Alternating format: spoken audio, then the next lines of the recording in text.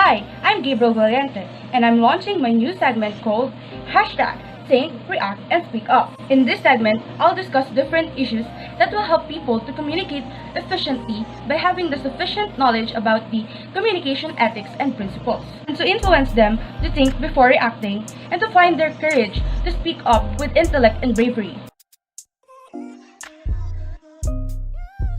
I am a president of a sovereign state, and we have long ceased to be a colony. I do not have any master except the Filipino people. Nobody but nobody. You must be respectful.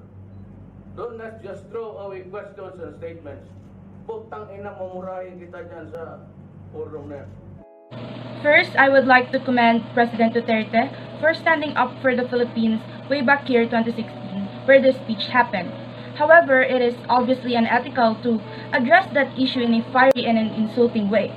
In that clip, he murmured, which is a habit that some of us indulge, but it is considered disrespectful, most especially when we are communicating with other people, as we should be mindful of our nonverbal cues.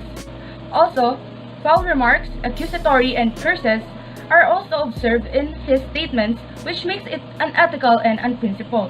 Campaign against drug will continue until the drug manufacturer is killed. We will continue, and I will continue, and I don't give a shit about anybody observing my behavior. I observed that he expresses his freedom of speech and delivered it in his natural self and in a confident manner. Also, he was honest and precise on what he wanted to implement in the country, as honesty is the main principle of an ethical communication, as it is associated in an individual and professional's integrity and trustworthiness. Although the way that he exercised his freedom of speech go overboard as he bursts out and utters salty languages that promotes violence and come across as a personal attack to President Obama. Nobody has the right to lecture on me. God, do not do it. Come on. Yeah, the right word, magkapabuyan tayo doon.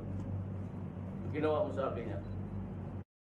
Remember, a good communicator should be open-minded and promotes others and access to communication, in which he didn't apply it in his speech, for he didn't consider or accept the criticisms regarding the way that he talks. His statement, magkababuyan tayo kapag ginawa mo sa akin yan, is misleading as it may intend to threaten or harm. Also, it can cause conflict or war against two parties.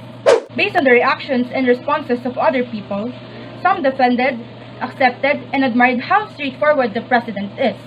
Also, some accept the use of unfiltered language as a part of the political expression. However, there are some people who were embarrassed and disgusted on the way that the president delivered his speech.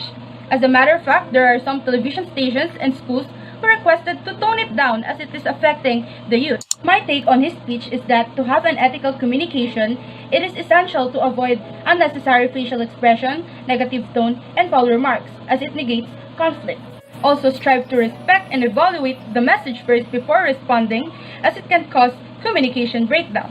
As for ethical communicators are accountable and responsible for the short and long-term consequences of their actions and statements. Before ending this episode, keep in mind that democracy is equivalent to power, as the power that democracy holds allows us to think, speak, and act on our own.